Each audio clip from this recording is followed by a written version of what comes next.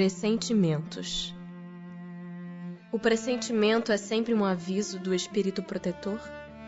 É o conselho íntimo e oculto de um espírito que vos quer bem. Também está na intuição da escolha que se haja feito. É a voz do instinto. Antes de encarnar, tem o espírito conhecimento das fases principais de sua existência, isto é, do gênero das provas a que se submete. Tendo estas caráter assinalado, ele conserva no seu foro íntimo uma espécie de impressão de tais provas, e esta impressão, que é a voz do instinto, fazendo-se ouvir, quando lhe chega o momento de sofrê-las, se torna então pressentimento.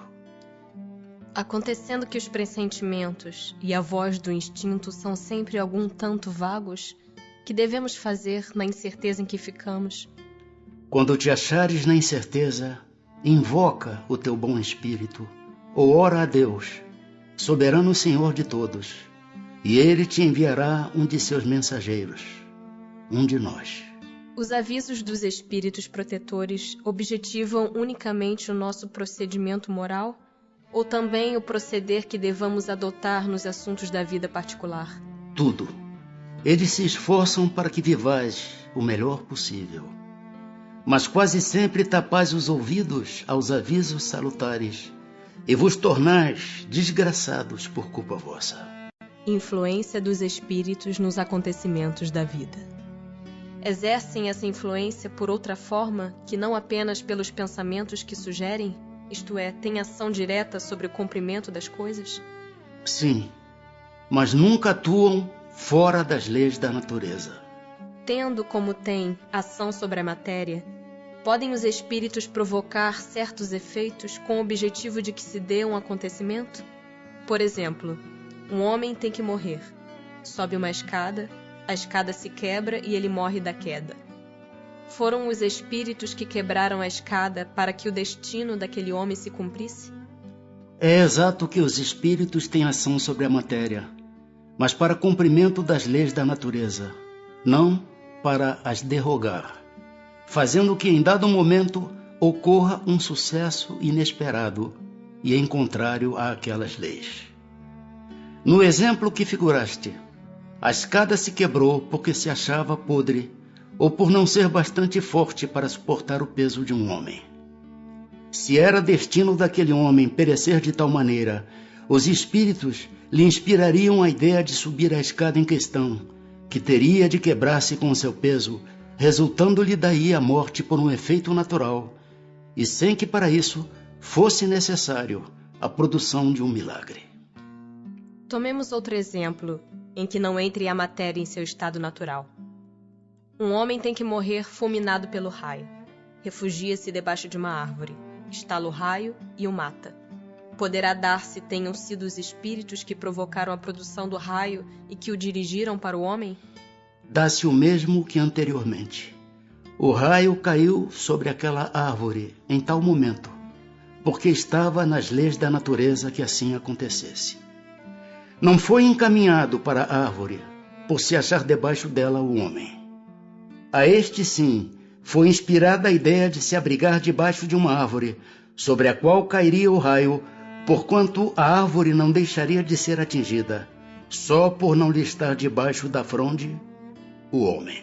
No caso de uma pessoa mal intencionada disparar sobre outra um projetil que apenas lhe passe perto sem a atingir, poderá ter sucedido que um espírito bondoso haja desviado o projetil? Se o indivíduo alvejado não tem que perecer desse modo, o espírito bondoso lhe inspirará a ideia de se desviar, ou então poderá ofuscar o que impunha a arma, de sorte a fazê-lo apontar mal. Porquanto, uma vez disparada a arma, o projetil segue a linha que tem de percorrer. Que se deve pensar das balas encantadas de que falam algumas lendas e que fatalmente atingem o alvo? Pura imaginação. O homem gosta do maravilhoso e não se contenta com as maravilhas da natureza.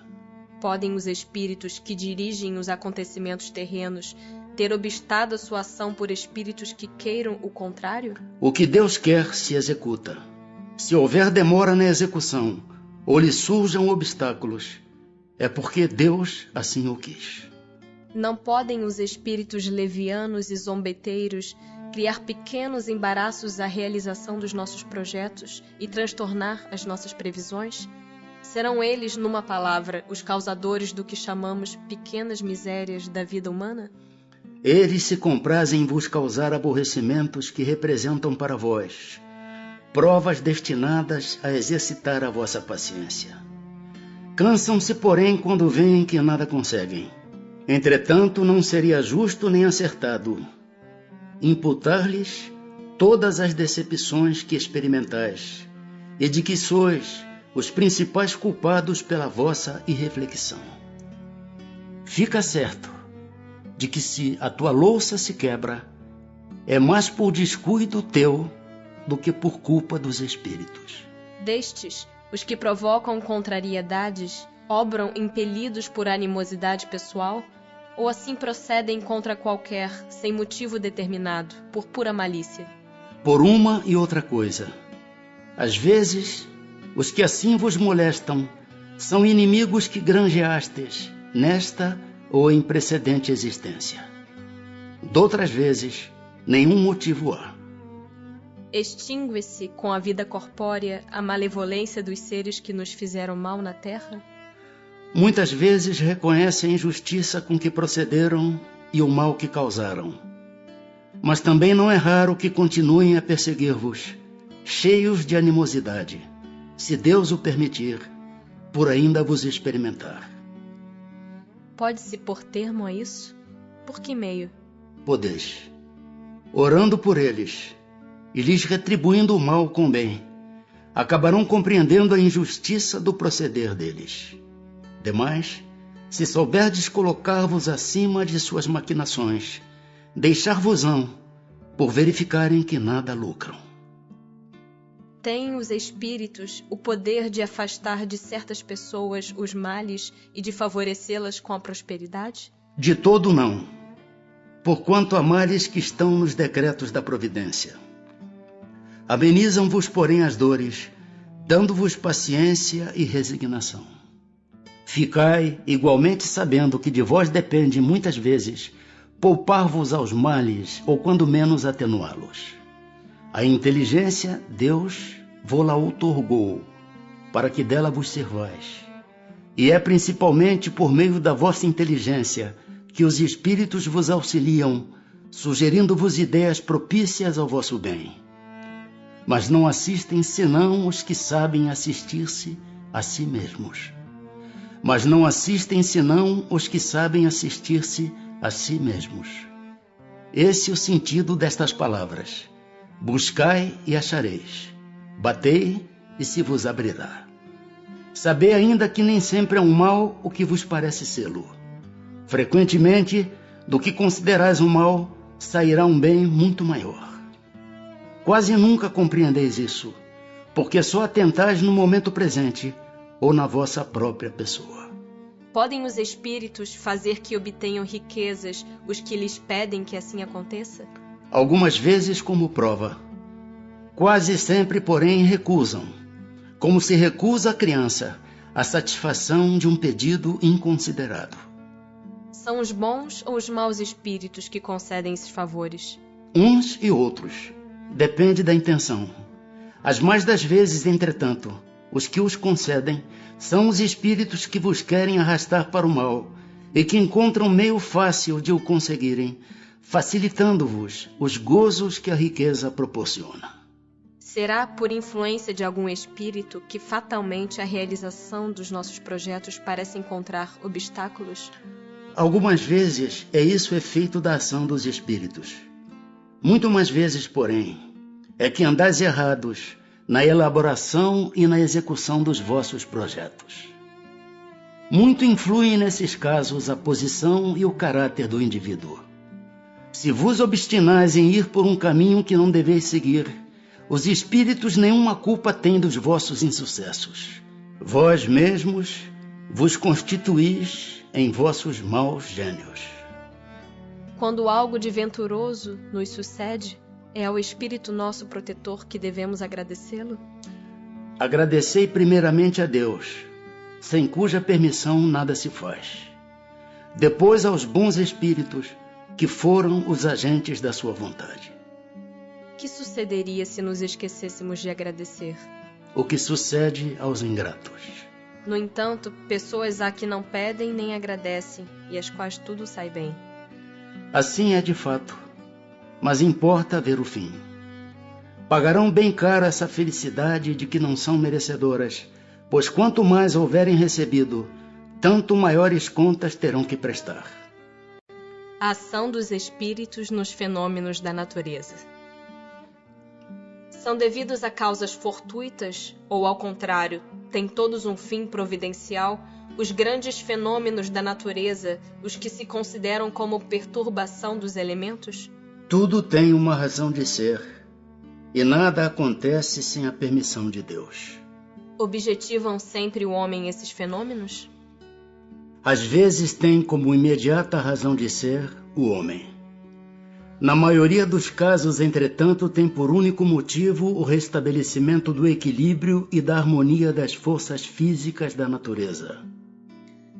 Concebemos perfeitamente que a vontade de Deus seja a causa primária, nisto como em tudo. Porém, sabendo que os espíritos exercem ação sobre a matéria e que são os agentes da vontade de Deus, perguntamos se alguns dentre eles não exercerão certa influência sobre os elementos para os agitar, acalmar ou dirigir.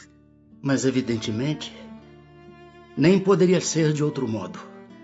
Deus não exerce ação direta sobre a matéria. Ele encontra agentes dedicados em todos os graus da escala dos mundos.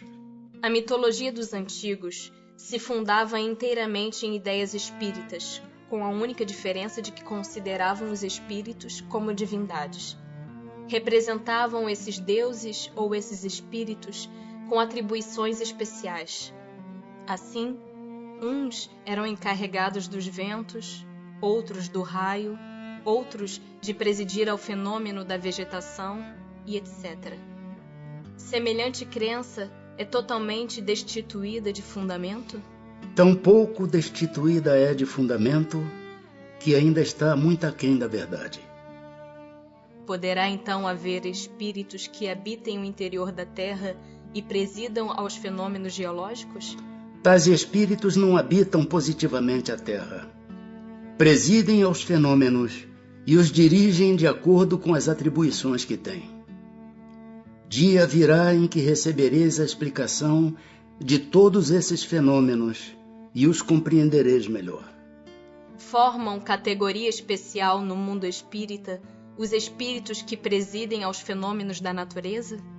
Serão seres à parte ou espíritos que foram encarnados como nós? Que foram ou que o serão. Pertencem esses espíritos às ordens superiores ou às inferiores da hierarquia espírita? Isso é conforme seja mais ou menos material, mais ou menos inteligente o papel que desempenhem.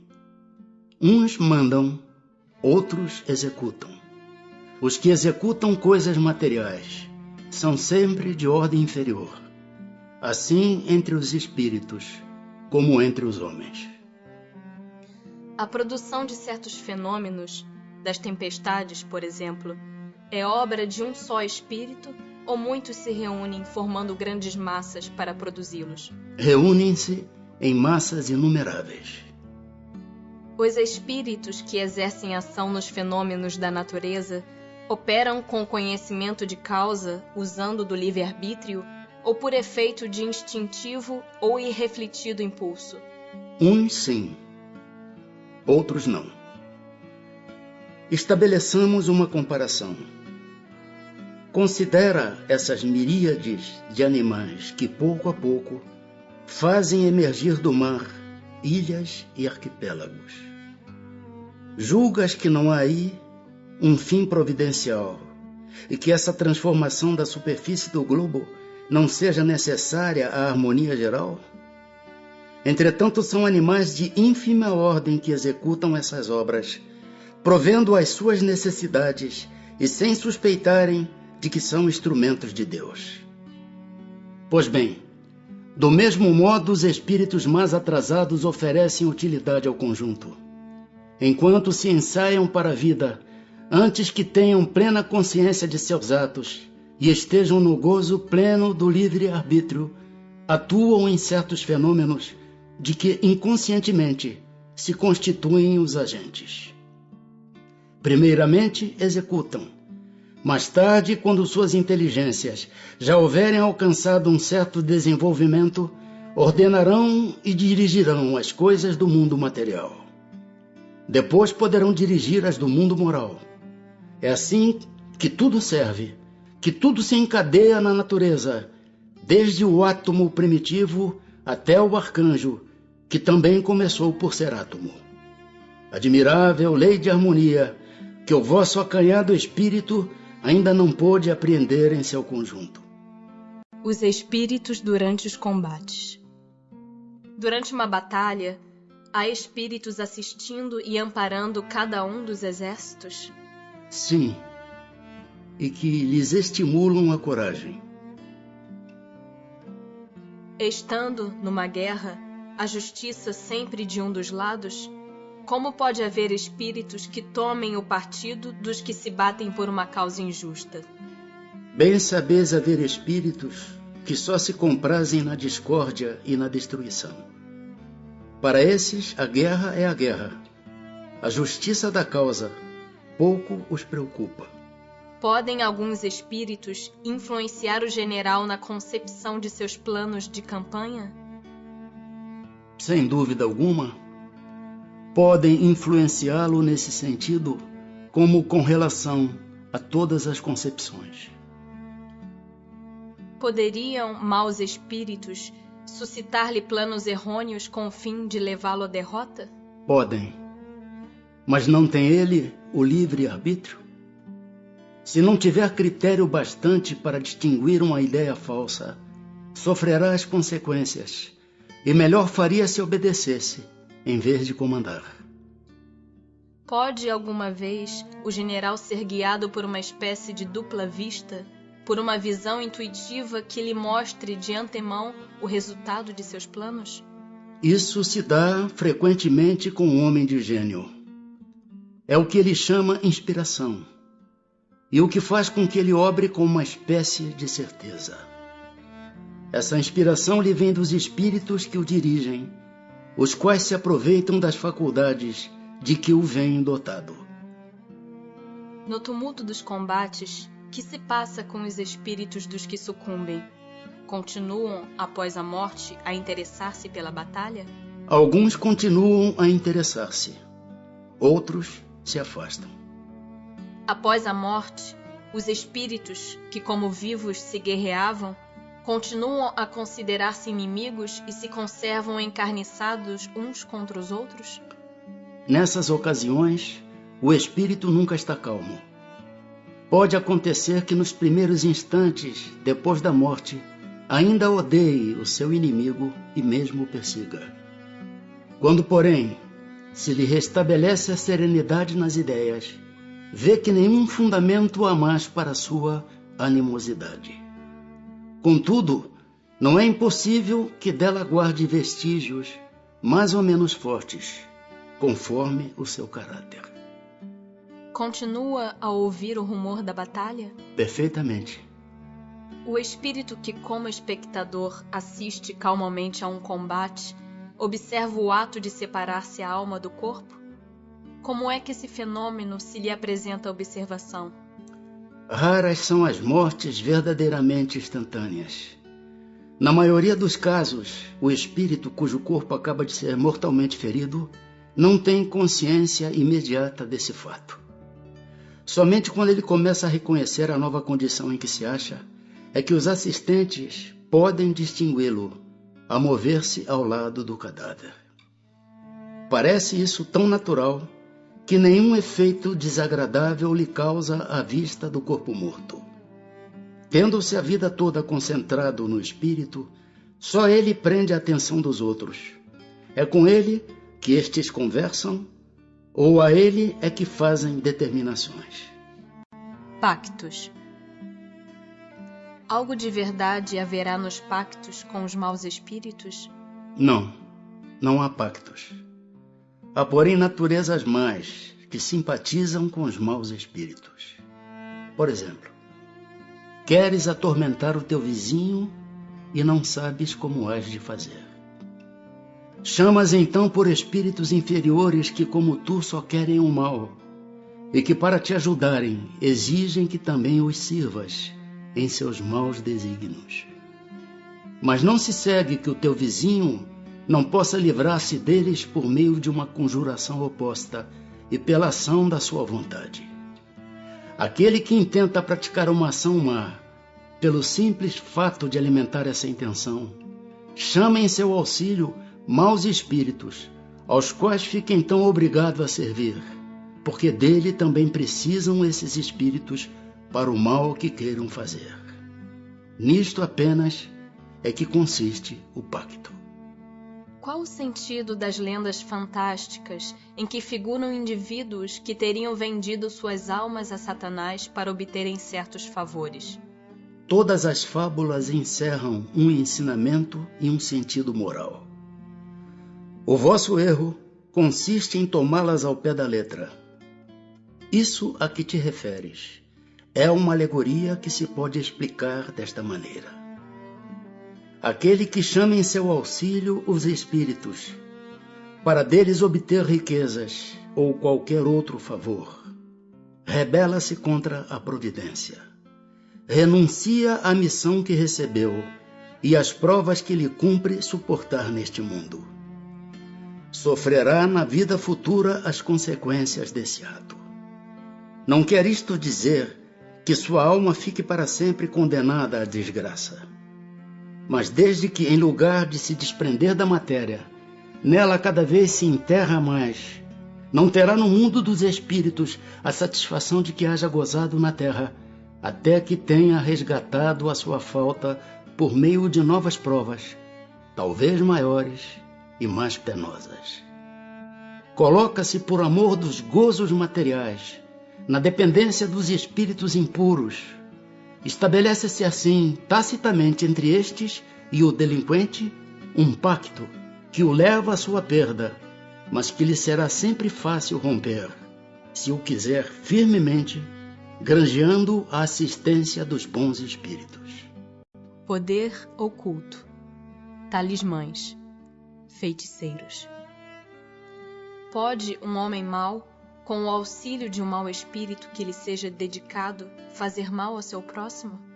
Não. Deus não o permitiria. Que se deve pensar da crença no poder que certas pessoas teriam de enfeitiçar? Algumas pessoas dispõem de grande força magnética, de que podem fazer mau uso, se maus forem seus próprios espíritos, caso em que possível se torna serem secundados por outros espíritos maus. Não creais, porém, num pretenso poder mágico que só existe na imaginação de criaturas supersticiosas, ignorantes das verdadeiras leis da natureza. Os fatos que citam como prova da existência desse poder são fatos naturais, mal observados e, sobretudo, mal compreendidos. Que efeito podem produzir as fórmulas e práticas mediante as quais pessoas há que pretendem dispor do concurso dos espíritos? O efeito de torná-las ridículas, se procedem de boa fé. No caso contrário, são tratantes que merecem castigo. Todas as fórmulas são mera charlatanaria. Não há palavra sacramental nenhuma, nenhum sinal cabalístico, nem talismã, que tenha qualquer ação sobre os espíritos, porquanto estes só são atraídos pelo pensamento e não pelas coisas materiais. Mas não é exato que alguns espíritos têm ditado, eles próprios, fórmulas cabalísticas? Efetivamente, espíritos há que indicam sinais, palavras estranhas, ou prescrevem a prática de atos, por meio dos quais se fazem os chamados conjuros. Mas ficais certos de que são espíritos que de vós outros escarnecem e zombam da vossa credulidade. Não pode aquele que, com ou sem razão, confia no que chama a virtude de um talismã, atrair um espírito por efeito mesmo dessa confiança, visto que então o que atua é o pensamento, não passando o talismã de um sinal que apenas lhe auxilia a concentração? É verdade, mas da pureza da intenção e da elevação dos sentimentos depende a natureza do espírito que é atraído. Ora, muito raramente, aquele que seja bastante simplório para acreditar na virtude de um talismã deixará de colimar um fim mais material do que moral. Qualquer, porém, que seja o caso, essa crença denuncia uma inferioridade e uma fraqueza de ideias que favorecem a ação dos espíritos imperfeitos e escarninhos. Que sentido se deve dar ao qualificativo de feiticeiro? Aqueles a quem chamais feiticeiros são pessoas que, quando de boa fé, gozam de certas faculdades como sejam a força magnética ou a dupla vista. Então, como fazem coisas geralmente incompreensíveis, são tidas por dotadas de um poder sobrenatural. Os vossos sábios não têm passado muitas vezes por feiticeiros aos olhos dos ignorantes? Tem algumas pessoas verdadeiramente o poder de curar pelo simples contato? A força magnética pode chegar até aí, quando secundada pela pureza dos sentimentos e por um ardente desejo de fazer o bem, porque então os bons espíritos lhe vêm em auxílio. Cumpre, porém, desconfiar da maneira pela qual contam as coisas pessoas muito crédulas e muito entusiastas, sempre dispostas a considerar maravilhoso o que há de mais simples e mais natural. Importa desconfiar também das narrativas interesseiras, que costumam fazer os que exploram em seu proveito a credulidade alheia. Bênçãos e maldições.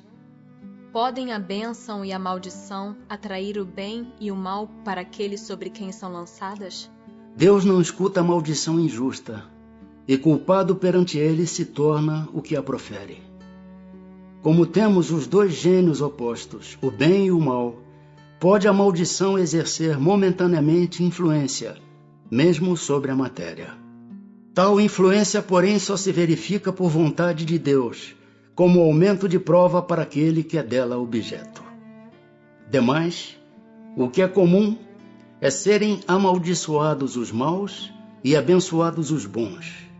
Jamais a bênção e a maldição podem desviar da senda da justiça a providência, que nunca fere o maldito, senão quando mal, e cuja proteção não acoberta senão aquele que a merece.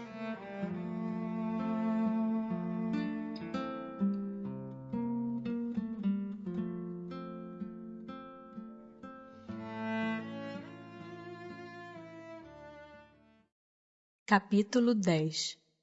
Das ocupações e missões dos espíritos.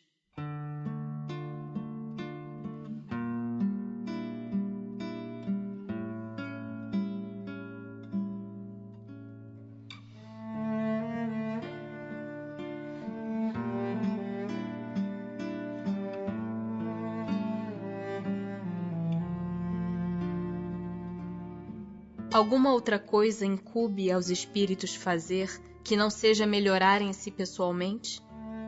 Concorrem para a harmonia do universo, executando as vontades de Deus, cujos ministros eles são.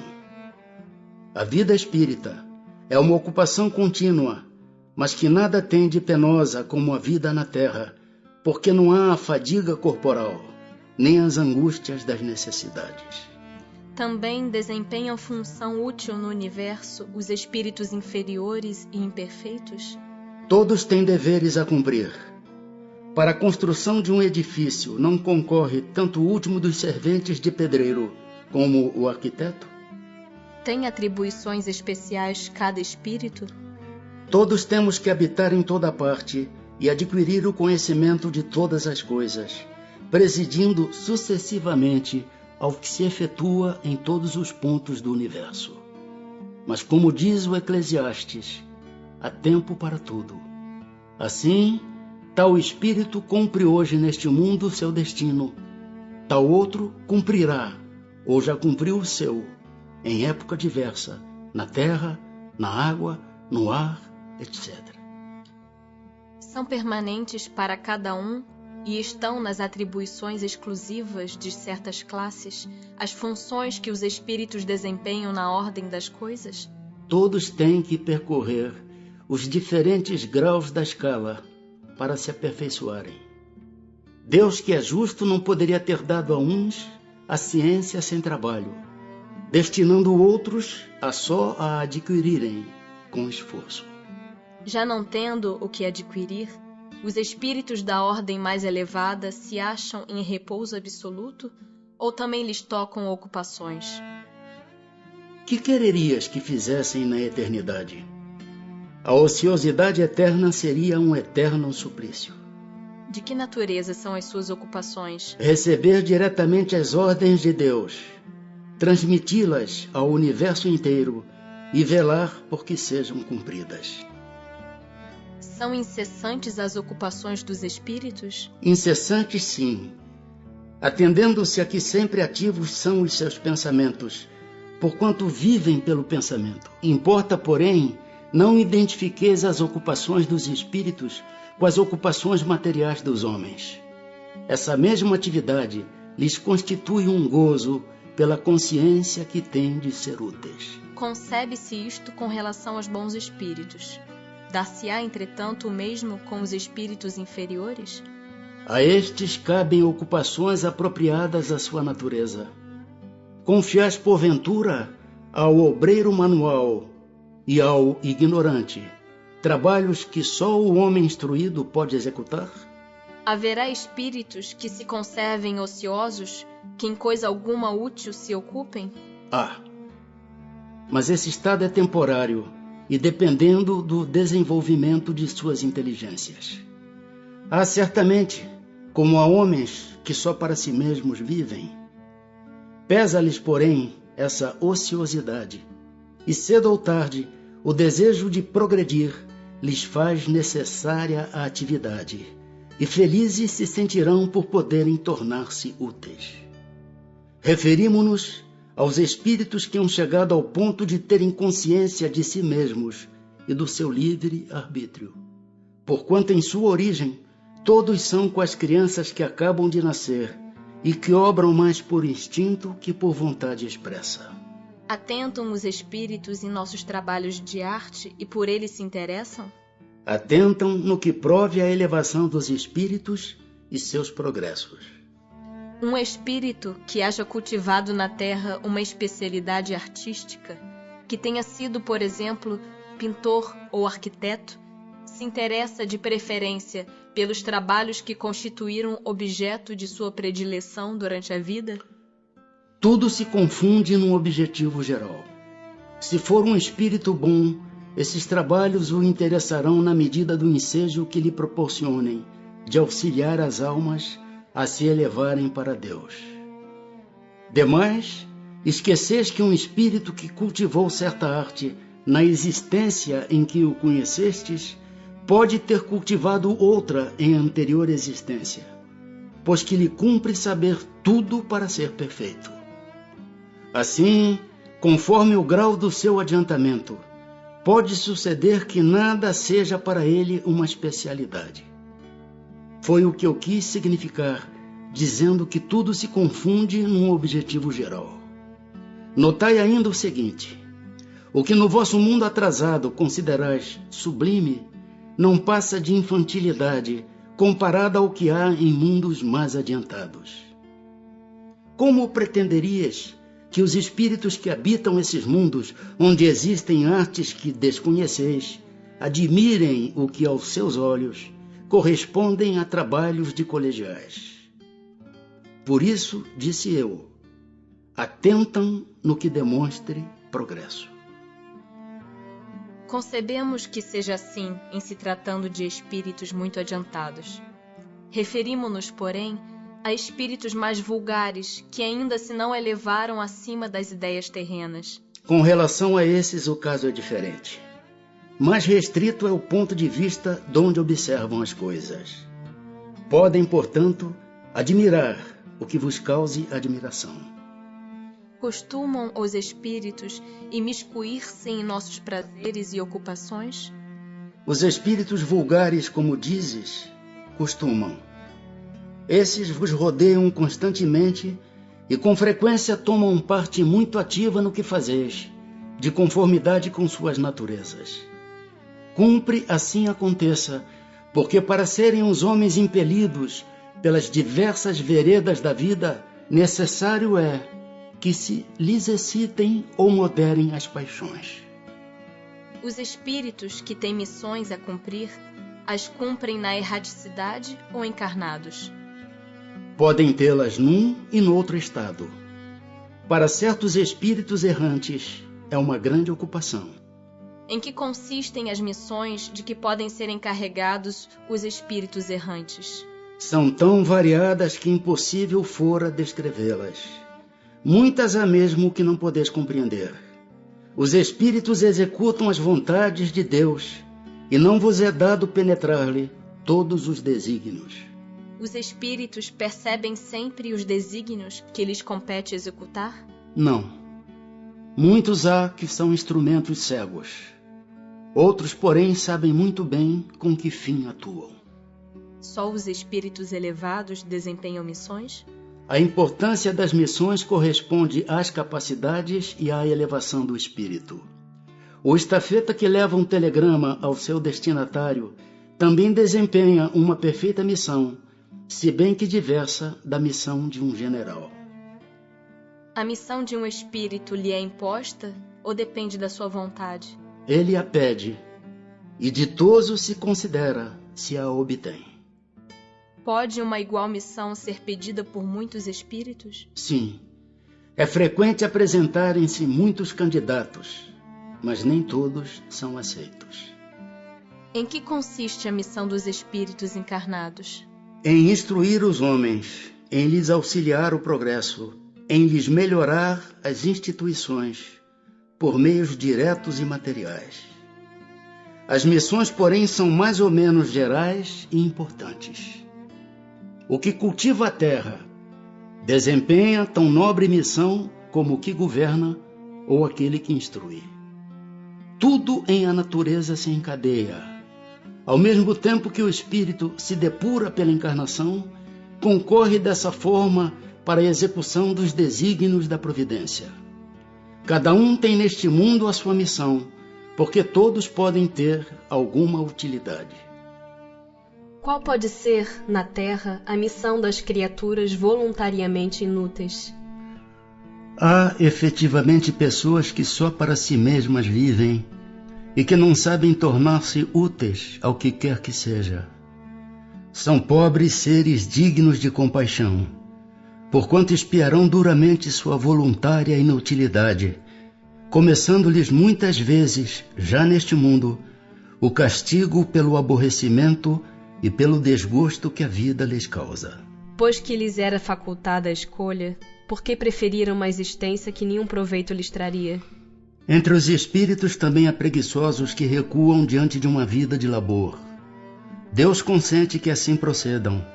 Mais tarde compreenderão à própria custa os inconvenientes da inutilidade a que se votaram e serão os primeiros a pedir que se lhes conceda recuperar o tempo perdido.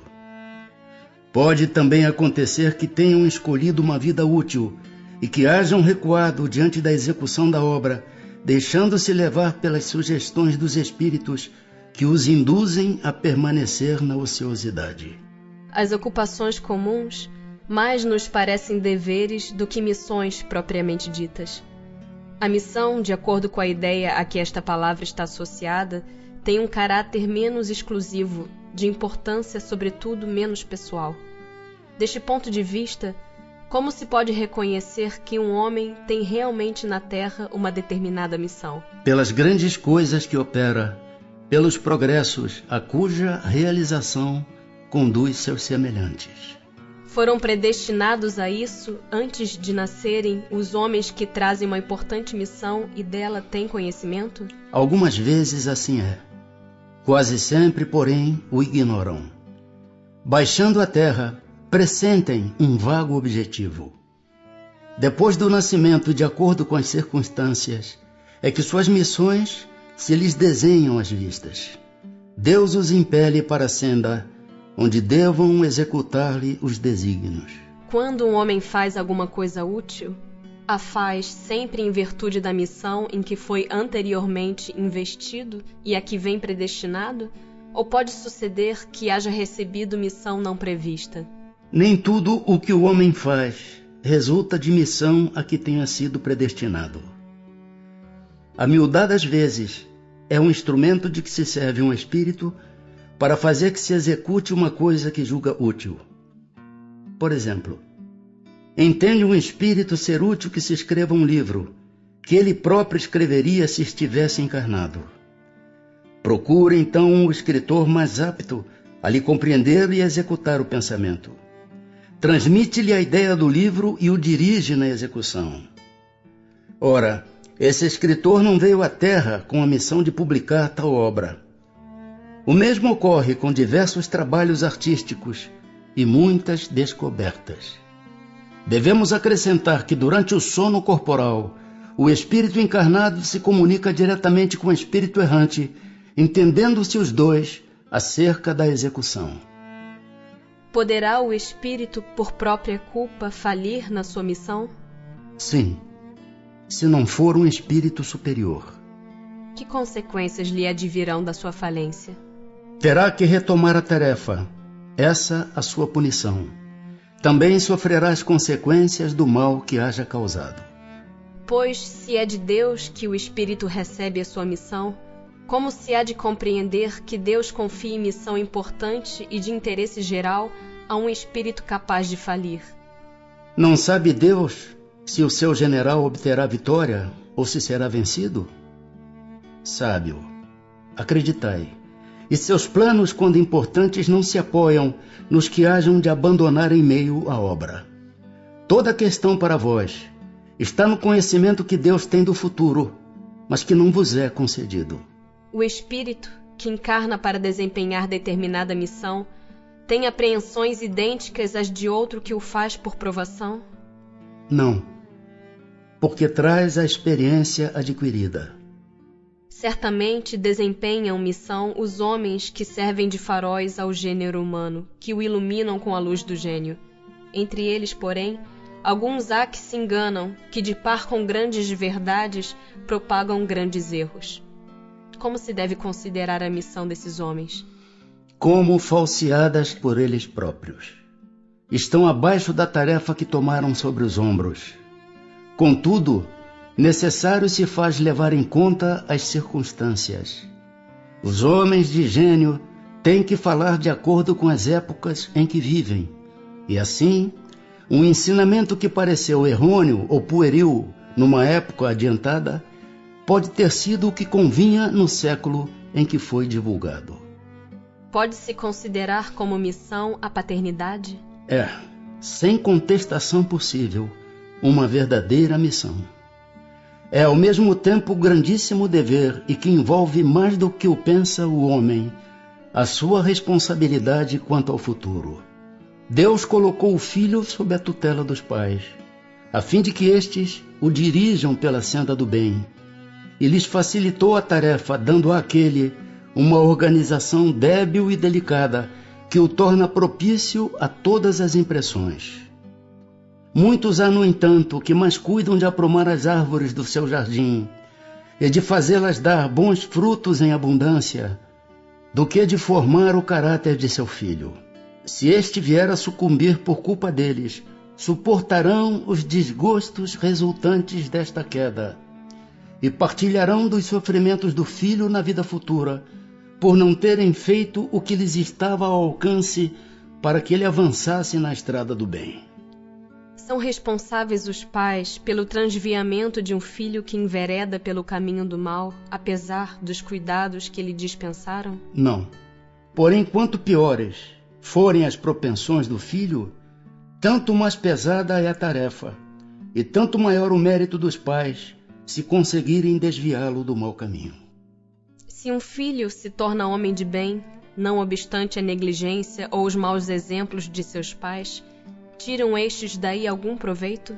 Deus é justo. De que natureza será a missão do conquistador que apenas visa satisfazer a sua ambição e que, para alcançar esse objetivo, não vacila ante nenhuma das calamidades que vai espalhando?